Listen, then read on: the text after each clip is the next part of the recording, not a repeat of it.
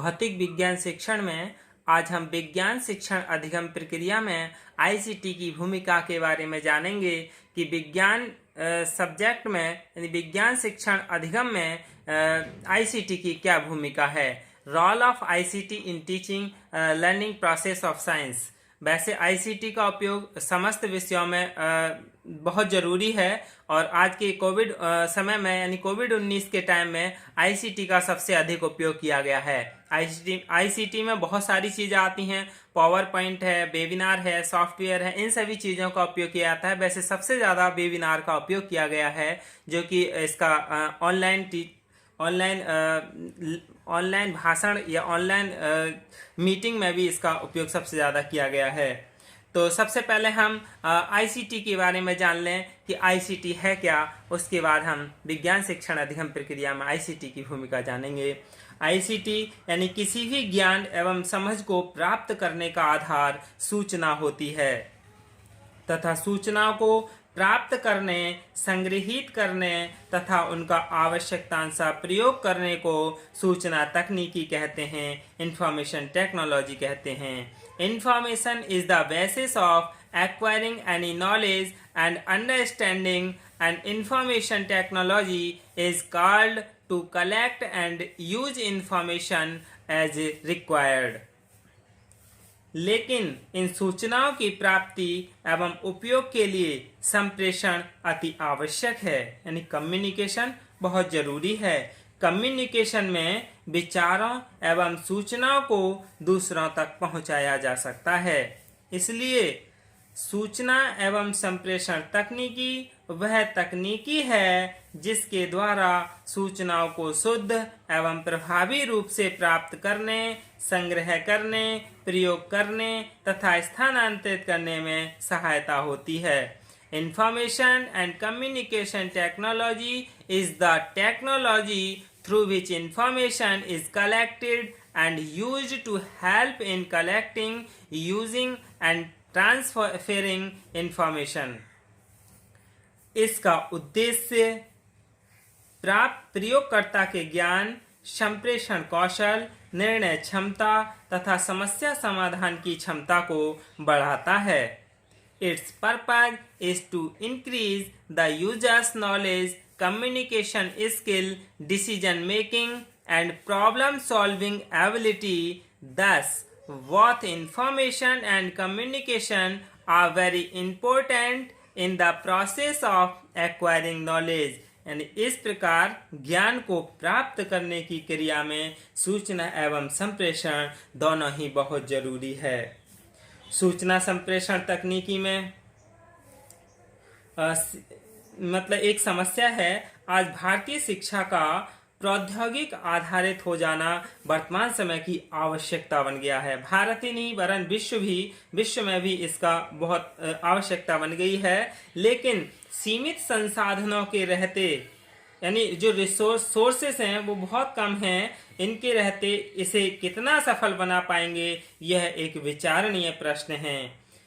शिक्षा को सूचना प्रौद्योगिकी आधारित बनाने में शिक्षक की सृजनात्मक भूमिका निभा सकते हैं, यानी शिक्षक सबसे अच्छा काम कर सकते हैं। लेकिन इस संदर्भ में शिक्षकों को प्रशिक्षित किया जाना बहुत जरूरी है, यानी शिक्षकों को आईसीटी का प्रयोग करना और इसके बारे में जानना बहुत जरूरी है। तो हम आईसीटी के बारे में जाना है अभी। और आईसीटी क्या है? संप्रेषण एक द्विमार्गी प्रक्रिया है, यानी टू वे प्रोसेस है। संप्रेषण की ही सहायता से हम अपने विचारों को, सूचनाओं को, मान्यताओं को और जानकारी को दूसरे के साथ बांटते हैं। कम्युनिकेशन में इंफॉर्मेशन के सोर्स एंड इंफॉर्मेशन प्राप्त करने वाले के मध्य आदान प्रदान होता है। यानी संप्रेषण क्या है? जो सूचना देने वाला है और सूचना प्राप्त करने वाला है, इन दोनों के मध्य सूचनाओं का आदान प्रदान होता है। यही क्या संप्रेषण है, जिससे ज्ञान में वृद्धि होती है। सूचना एवं संप्रेषण संबंधी कार्य को अधिक कुशल बनाने के लिए नवीन तकनीकी अथवा विज्ञान की सहायता ली जाती है। इसे ही सूचना संप्रेषण तकनीकी यानी आईसीटी कहा जाता है। सूचना एवं संप्रेषण तकनीकी का मतलब है संचार साधनों की व्यवस्था के कुशलतम संचालन से है, जो सूचना को एक स्थान से दूसरे स्थान तक प्रेषित करने में सहायता करती है। अब हम कंप्यूटर की सहायक विधियों के बारे में जान लें कि कंप्यूटर की क्या सहायक विधियां हैं। कंप्यूटर सहायक विधियां यानी कंप्यूटर एडेड मेथड यानी पावर पॉइंट, मल्टीमीडिया, अनुरूपण यानी सिमुलेशन और मृदु उपागम यानी सॉफ्टवेयर। फिर वेबिनार, वेबिनार का सबसे अधिक उपयोग किया गया है ऑनलाइन मीटिंग में या ऑनलाइन शिक्षण में। तो हम इनका प्रयोग भी जानेंगे किस तरह से इसका प्रयोग किया जाता है और ये क्या है। और हम कंप्यूटर की विशेषताएं जान लें। यानी सबसे पहले है कैरेक्टरिस्टिक्स ऑफ कंप्यूटर। सबसे पहले इसकी विशेषता है गति यानी स्पीड की। आज एक सामान्य कंप्यूटर एक ही सेकंड में कई लाख सूचनाओं को संपादित कर सकता है। आप अंदाजा लगा सकते हैं कि जितनी गणनाएं एक व्यक्ति कैलकुलेटर से लगातार 100 वर्षों में पूरा करता है, उतना एक कंप्यूटर एक सेकंड में सूचनाओं को संपादित कर सकता है। दूसरे इसकी विशेषता है स्मृति की, यानी कंप्यूटर ऐसा उपकरण है जिसमें एक लंबे समय तक डाटा को मेमोरी में सेव रखा जा सकता है। यानी जितनी भी डाटा हो उसे कितने भी दिनों तक सुरक्षित रखा जा सकता है, जिसे हम स्टोर फैसिलिटी भी कहते हैं। अगला है बहुउद्देशीय यानी मल्टीपर्पज। यहाँ कंप्यूटर की एक अन्य विशेषता बहुउद्देश्य बताई गई है। यह दो बहुउद्देशीय शब्द दो भावों से प्रयुक्त किया गया है।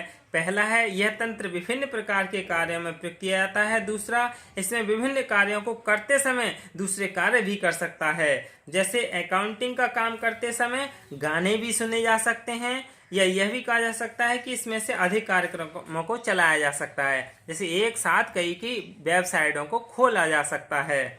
यह थकता नहीं है और मनुष्य एक समय में एक ही कार्य को करता है। कंप्यूटर में एक समय में कितने भी कार्य को कर सकते हैं। इसकी अगली विशेषता है विश्वसनीय एवं वैध। कंप्यूटर एक अन्य विशेष यानी कंप्यूटर की जो भी गणनाएं हैं वो विश्वसनीय और वैध होती हैं। यह यंत्र गणना में गलतियां या त्रुटियां नहीं करता है। इस उपकरण के बारे में कहा जा सकता है कि कूड़ा डालो तो कूड़ा बाहर आएगा। यह उपकरण गणितीय गणनाओं के परिणाम दशमलव की गई संख्याओं तक दिखाता है। इसके है स्वचालित यानी ऑटोमेटिक। इस उपकरण में सूचनाओं को किसी प्रोग्राम के द्वारा नियंत्रित किया जाता है और यह प्रोग्राम कई निर्देशों के समूह से तैयार होता है। एक प्रोग्राम बन जाने के बाद उसका नियंत्रण कंप्यूटर स्वयं करता है और हम उसके माध्यम से अपनी समस्याओं का समाधान कर सकते हैं। अगली विशेषता है इसकी कर्मठ एंड लेबोरियस। मनुष्य में एक कार्य करने की अपनी क्षमता होती है, यानी कंप्यूटर एक साथ कई कार्य करता है और कार्य करते करते ये थकता भी नहीं है। इसकी कार्य करने की अपनी क्षमताएं होती हैं और निर्धारित सीमाएं होती हैं, लेकिन मनुष्य लगातार कार्य नहीं कर सकता और एक ही प्रकार का कार्य करते करते थकाऊ हो जाता है, ऊब जाता है और एकाग्रता खो बैठता है। लेकिन कंप्यूटर मशीन है और जो निरंतर 24 घंटे कार्य करता रहता है। ये क्या कंप्यूटर की विशेषताएं हैं। धन्यवाद।